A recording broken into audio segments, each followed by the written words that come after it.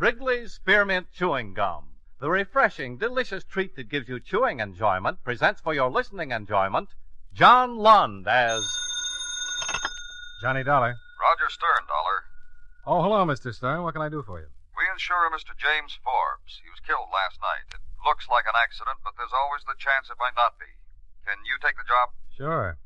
How about the details? Well, come on down to the office as soon as you can, and I'll give you what we've got. I'll catch the first train out.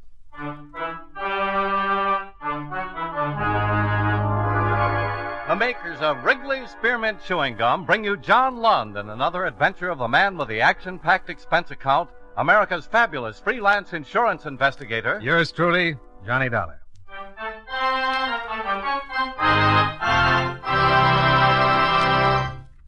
For refreshing taste plus chewing enjoyment, treat yourself to delicious Wrigley's Spearmint Gum.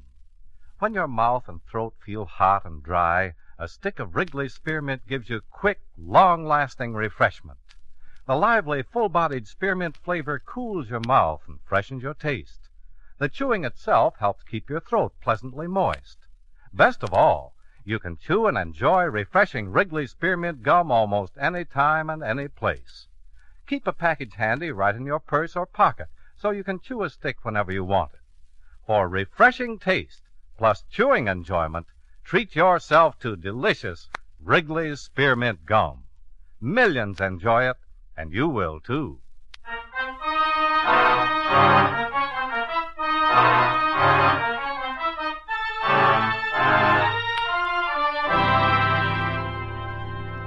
Expense account submitted by Special Investigator Johnny Dollar to Home Office, Intercontinental Indemnity and Bonding Corporation, New York City. The following is an accounting of expenditures during my investigation of the James Forbes matter. Expense account item 1, $13.95, train fare and incidentals between Hartford and New York City. After receiving from you the details regarding the death of James Forbes, I registered at the Madison Hotel and went directly to the 5th Precinct Police Station and interviewed Lieutenant Arthur Parkhill, who was handling the case.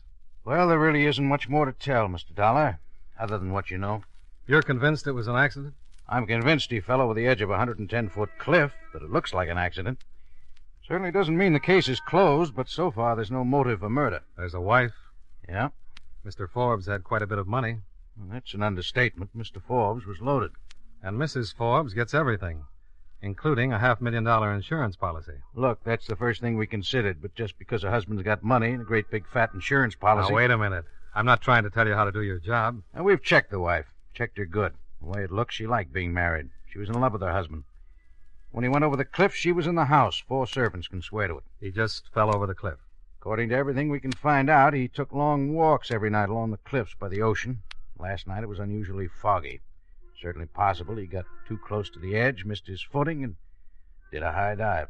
How about suicide? At least there's no reason we can come up with. Good health, business doing better than it ever has. Textiles, isn't it? Yeah, biggest in the country. There's absolutely nothing that indicates suicide, especially no suicide note. There usually is. Uh-huh. The Forbes estate is out on the island, isn't it? Yeah. Gonna take a run up? Yeah, I thought I might. Well, thanks for your help. Nice meeting you. Nice meeting you, Mr. Dollar. Let me know if you come across anything.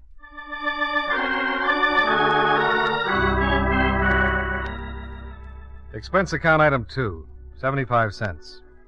Cab fare to a garage where I rented a car and drove out to the island. The Forbes mansion stood in the middle of a lot of acreage along the shore at the northeastern tip.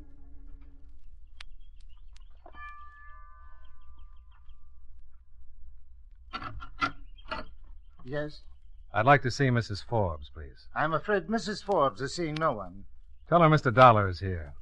I believe Mr. Stern from my company called Mrs. Forbes and told her I was coming out. Mr. Dollar? That's right. If you'll wait a moment. Sure. Take your time.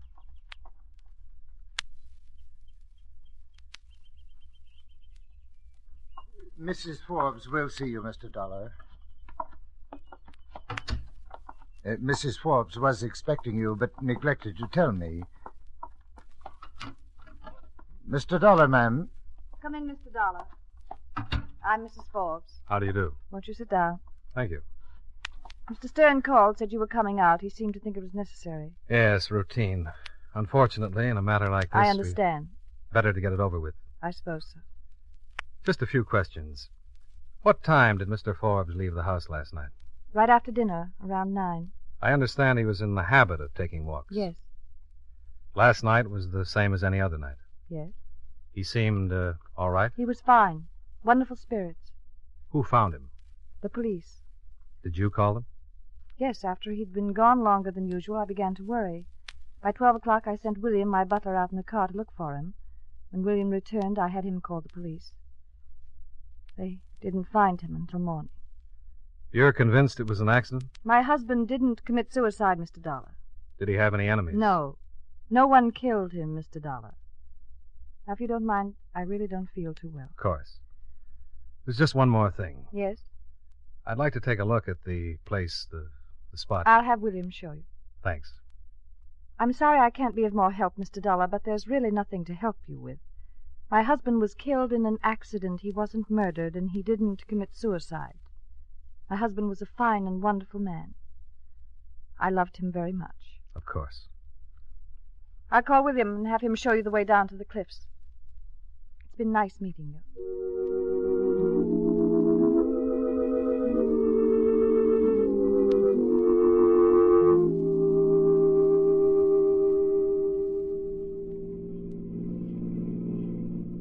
This is a terrible thing, William. Yes, sir. How long have you been with the Forbes? 10 years, sir. Theirs was a good marriage. Oh, yes, sir. About another 100 yards, sir. You can stop here.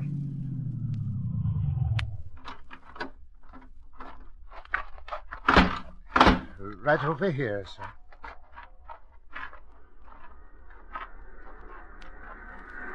They found Mr. Forbes right down there, sir. Long drop. Yes, sir. Well, I guess under the right circumstances, it'd be pretty easy to miss your footing along here. It was very foggy last night. Yeah. Well, come on. I'll drive you back. Mr. Dollar. Mr. Dollar, I don't know quite how to say this. I've nothing ready to go on except, well, I'm not convinced that Mr. Forbes' death was an accident. Why aren't you? It's hard to say. Until this morning, until sometime after they found him, I didn't think it could be anything else. When the police questioned me, I didn't even consider another possibility. But Mr. Forbes has been taking walks at night every night ever since I came to work. He's walked in all kinds of weather. He knew those cliffs from one end to the other. Well, people take showers in the same shower year after year, and still a certain percentage of them slip and break their necks. It's not just the walks and the fact that Mr. Forbes was so familiar with these cliffs. It's a lot of little things that have happened over the past 2 or 3 months. Nothing really definite. Telephone calls. What kind of telephone calls? Several times Mrs. Forbes has made calls. Several times I happened to overhear part of the conversations. They were affectionate. Affectionate? Yes, I thought she was talking to Mr. Forbes, but several times I discovered through dinner conversations between Mr. and Mrs. Forbes that she hadn't spoken to him during the day that he'd been out of the city. Well, it's really awfully hard to explain. Just how affectionate were these calls? Quite affectionate. You think Mrs. Forbes has been playing around? I don't know, sir. But in the last few months, when Mr. Forbes left, she'd informed me she was going to town to visit with friends. And she'd very seldom return until the day before Mr. Forbes was supposed to be back from his trip. Why, on one of these occasions, Mrs. Weatherwax, the woman Mrs. Forbes was supposed to be visiting, came to the house calling on Mrs. Forbes. Well, from her conversation, I gathered she hadn't seen Mrs. Forbes for some time. Did you say anything about it? To whom? To Mr. Forbes? Certainly not. I didn't think that much about it at the time. Anything else? No, sir. But I suddenly felt that I must tell someone. Sir, if Mrs. Forbes should find out, she'd surely dismiss me, and I couldn't blame her. I won't say anything. Thank you, sir. Well, come on. We'd better start back. I do hope I haven't started something I'll be sorry for. Do me a favor. Well, certainly. If Mrs. Forbes gets any more of those phone calls, see if you can find out who's on the other end of the line. I'll try. You can reach me at the Madison Hotel. Yes, sir.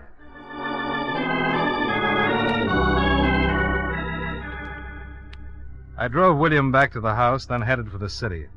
It was close to 5 o'clock when I got back to my hotel and called Lieutenant Parkhill. I told him about my conversation with the butler, and he was interested.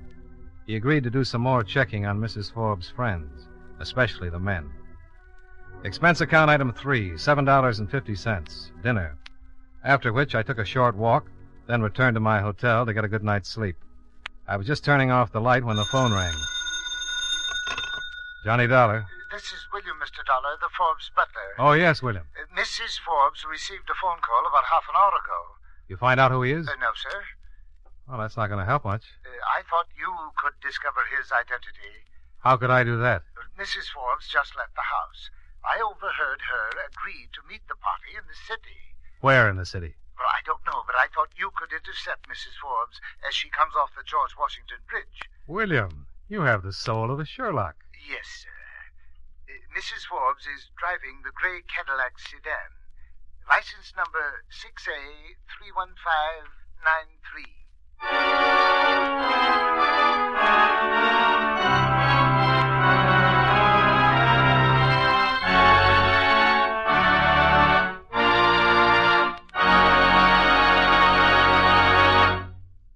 Friends, no matter what kind of work you do, it's a real help to chew delicious Wrigley Spearmint Gum right while you're working.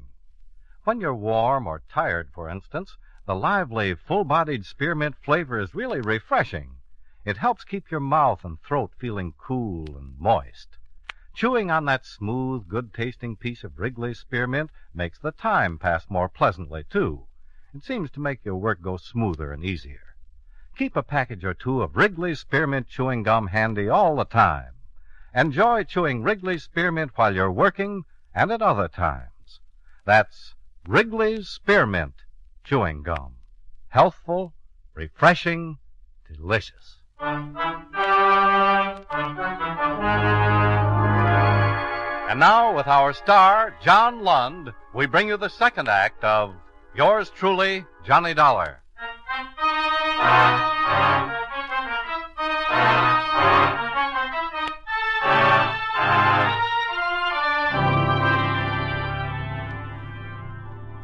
It took me 5 minutes to get back into my clothes and make it down to my car. 20 minutes after that, I was parking at the city-side entrance of the Washington Bridge, waiting for Mrs. Forbes to show up in her gray Cadillac. I waited about a half hour. She came off the bridge doing a little better than the speed limit and turned south. I started tailing her.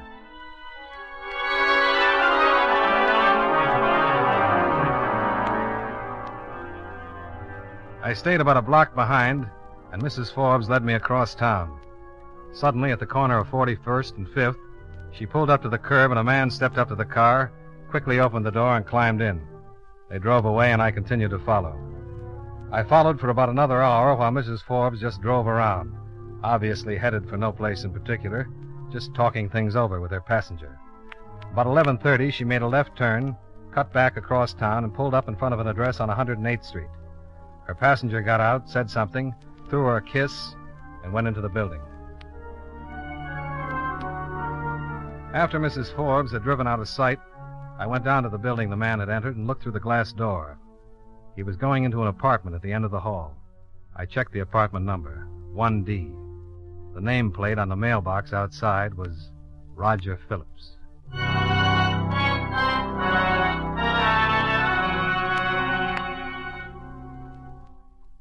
I don't know Roger Phillips, Dollar. Name's familiar, though. I'll check on it. Where are you? In a drugstore in the corner. Hey. What? Cab just pulled up in front. Of the drugstore? No, 953 East. I can see it through the... Hold it. What? I'll call you later, Lieutenant. My man just came out. He's getting into the cab. Goodbye.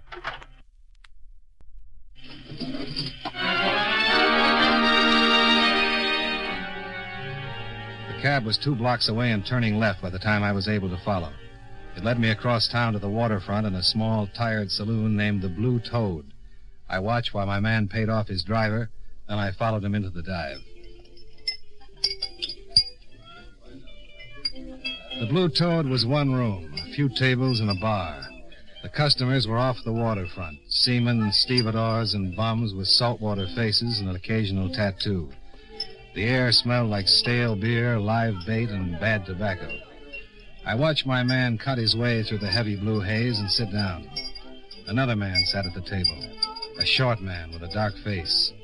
I found a table near the door, gave my order to a waiter with a crusty apron, and relaxed to see what was going to happen.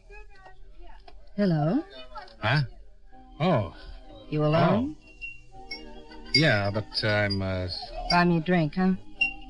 Sure. Well, what'll it be? Champagne. Huh. Doesn't that get a laugh? Was it supposed to? Well, if I was a nice-looking guy, wearing a nice-looking suit, and I just walked into this dump and a dame like me ordered champagne, oh, forget it. I was just trying to start a conversation. You started it. I work on a percentage. Buy me a scotch and I'll leave you alone. Relax. I'm not expecting anybody. Thanks. You got any influence with the waiter? I ordered a drink 10 minutes ago. He's probably out in the alley. It's not well. About this time of night, he can't stand the smoke and goes out to stock up on fresh air. He'll be right back. What's your name? Jane. Yours should be, Mike? Or Bill? Yeah, you look kind of like a Mike. Why? I don't know. Feeling you get when you look at some people. Some people look like certain names. It's Johnny. Johnny? Doesn't fit? I guess so. Who are you watching, Johnny? What makes you think I'm watching somebody? Because you are. You've been watching those two guys in the back. Okay. Cop? Uh-uh. The good-looking one just passed Timmy a bundle of money. You know the little dark guy? Forget it, huh? Tell me about Timmy. Tell me about Johnny.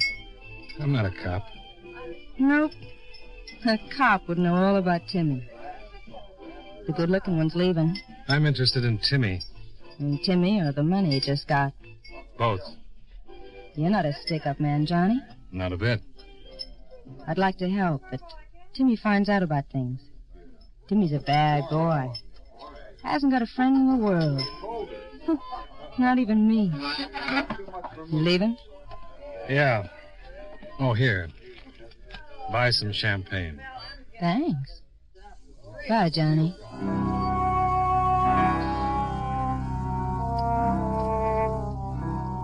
Outside, the air was fresh and clean. I got into my car, lit a cigarette, and waited for the dark little man named Timmy to come out. In about 5 minutes, he did. He crossed the street and climbed into a car. He drove west, and I followed. About 10 blocks later, I stopped and watched Timmy park in an all-night garage, then crossed to a hotel called the Bayview. He went in. I found a phone and called Lieutenant Parkhill. Timmy? About 5'9", dark complexion, dresses a little too sharp. Timmy Collins. Oh, what about him? Bad boy. Yeah, so I've heard. Assassin, but nobody's been able to prove it. I didn't even know he was in town. He shouldn't be. Why not? Oh, there's an old rap. Forgery. Huh. You find anything on Roger Phillips? Oh, yeah. Socialite playboy. Makes the columns about once or twice a week. Never very flattering. Does he know Mrs. Forbes? Oh, he might. Runs around in that circle. He's been in town for about a year now. He comes from... What's the matter? Just going to say he comes from Cleveland. Yeah? Just remembered. So does Timmy Collins. Did you check on Phillips in Cleveland? Now, the kickback hasn't come in yet. Won't get it till tomorrow morning. Only thing we've got on him here is what I've already told you. What are you going to do about Timmy? Let him alone for a while. Stake out the hotel, see what he's up to. What are you going to do? Go back to my hotel and get some sleep. I'm bushed. And I'll talk to you in the morning. Yeah.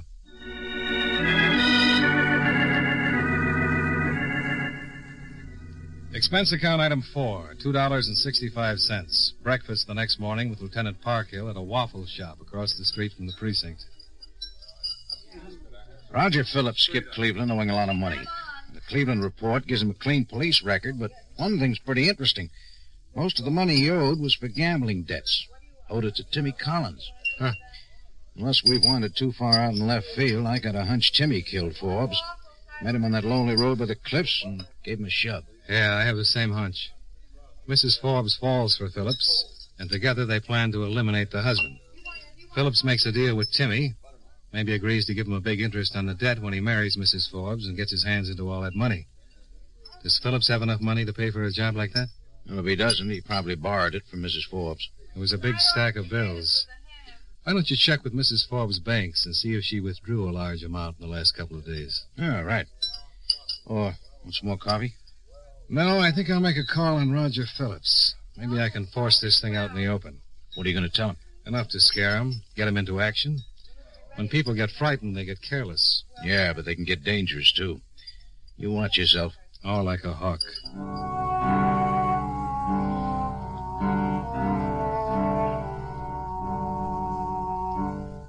Roger Phillips was still sleeping when I knocked on the door. I kept pounding till he opened it and squinted at me through puffy eyes. I introduced myself, and he showed me into a well-furnished small apartment. He put on some coffee, lit a cigarette, and sat down on the couch. Oh, it's a little early for me, Mr. Dollar. Yeah. Sit down. The coffee won't take long. You're an insurance investigator. That's right. Well, I don't understand. What do you want to talk to me about? Mrs. Forbes. Mrs. Forbes? You know her, don't you? Mrs. Forbes. Well, I know one Mrs. Forbes, a casual. I'm not going to play with you, Phillips.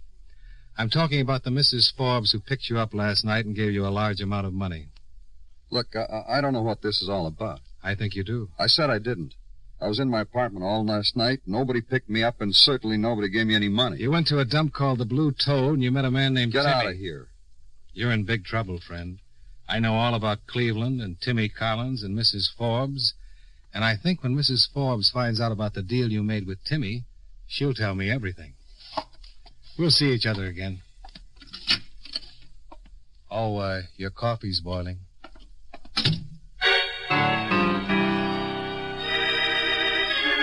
Well, I'd given him the bait. A lot of hunches, but from his reaction, I was sure I'd scored. I went downstairs, crossed the street to the drugstore, waited 5 minutes to give Roger enough time to make his calls, then I slid into the phone booth and made a call of my own. Yes, sir. Mr. Forbes' residence. William, this is Mr. Dollar. Oh, yes, sir, Mr. Dollar. I was just going to call you, sir. Did Mrs. Forbes just receive a call? Yes, sir, just a moment ago. It was from the same man. She's going to meet him. Meet him? Where? By the cliffs. Phillips had taken the bait. Only 2 people could implicate him in Forbes' murder, Mrs. Forbes and Timmy, and he'd called Mrs. Forbes to meet him by the cliffs. I put in another call to Lieutenant Parkhill. That's right, Johnny. The stakeout has a tap on Timmy's phone. Phillips just called him, said to pick him up as soon as he could. Phillips told Timmy there was trouble, that some guy named Dollar had found out about the whole setup. Shame on you. We want to stop a couple killings. We better get right out there. A couple of killings? Sure. Phillips lets Timmy take care of Mrs. Forbes, then he takes care of Timmy. It's the only way he can protect himself. I'll pick you up in 5 minutes. Oh, by the way, I checked with the bank. Mrs. Forbes made a withdrawal day before yesterday. $10,000.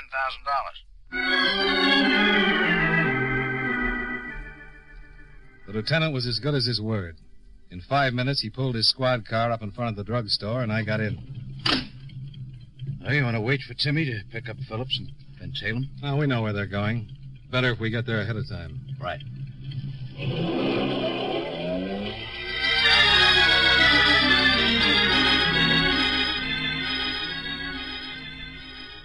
The drive was fast. We swung off the main road on the island and headed up the private one to the Forbes estate at about 2:30 in the afternoon. Halfway to the house, we spotted Mrs. Forbes walking along the road by the cliffs. We stopped. She looked startled as we got out. Hello, Mrs. Forbes. Good afternoon, Mr. Dollar. You've met Lieutenant Parkhill. Yes, hello, Lieutenant. I was just taking a walk. To meet Roger Phillips. I beg your pardon. Oh, we know all about it, Mrs. Forbes. All about what, Lieutenant? Your husband's death. Who killed him? Why he was killed. I'm afraid I don't understand. My husband was... Roger Phillips will be along any minute. The man he paid to kill your husband will be with him. I think he intends to kill you. This is the most ridiculous... Mrs. Forbes. Roger Phillips left Cleveland owing a large gambling debt to a hoodlum named Timmy Collins. Last night you picked up Mr. Phillips and gave him $10,000, which he in turn gave to Collins. And we think he made another deal with Timmy. After he married you, he could pay off his gambling debt with interest. Might as well tell us about it, Mrs. Forbes. He doesn't care about you. You and Timmy are the only ones that can implicate him. And he's on his way here right now to see that you don't. I don't believe you. Well, then find out for yourself. We'll duck the car behind those trees and give you plenty of protection when he gets here. Find out for yourself.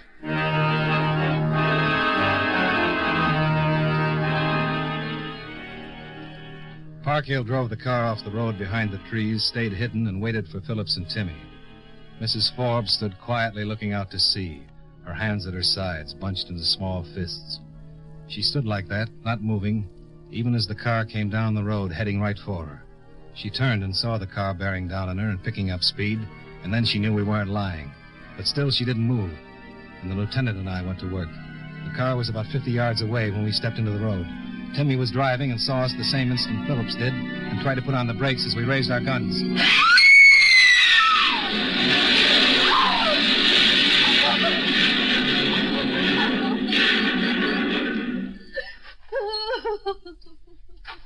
What a mess. Yeah. I'm sorry it worked out that way. He was going to kill me, wasn't he? He sure was. You want to tell us about it? Oh, yes. It doesn't make much difference now, does it? No, I'm afraid it doesn't.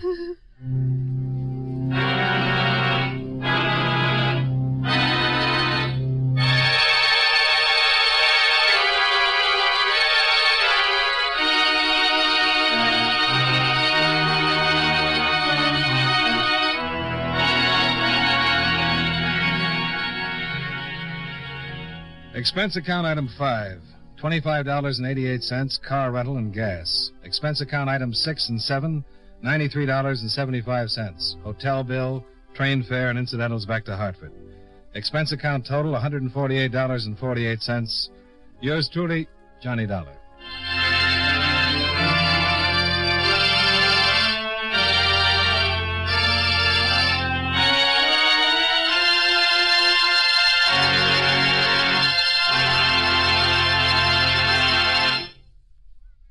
Remember, friends, for refreshing taste plus chewing enjoyment, treat yourself to delicious Wrigley's Spearmint Chewing Gum. The taste of fresh spearmint is cooling and delightful, and there's lots of it in every stick of Wrigley's Spearmint Gum. It freshens your mouth, helps keep your throat moist, and sweetens your breath besides. You'll enjoy the good chewing, too, because Wrigley's Spearmint is so smooth and pleasant to chew on. There's nothing else quite like it. Next time you're at the store, stop at your friendly merchant's display of chewing gum and get a few packages of good-tasting Wrigley's Spearmint Gum. Always keep some handy for refreshing taste plus chewing enjoyment. That's Wrigley's Spearmint Chewing Gum. Healthful, refreshing, delicious.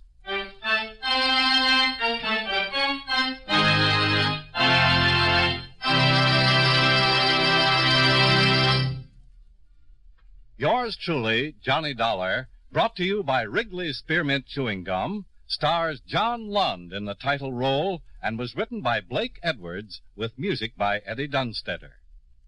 Featured in tonight's cast were Larry Thor, Jack Moyles, Bob Griffin, Mary Jane Croft, and Jean Howell. Yours truly, Johnny Dollar, is produced and directed by Jaime Del Valle.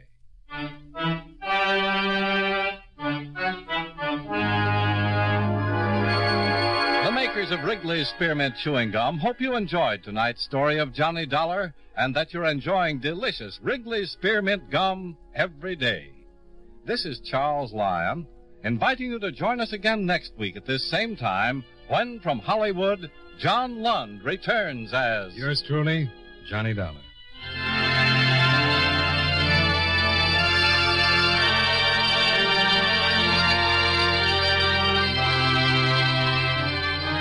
This is the CBS Radio Network.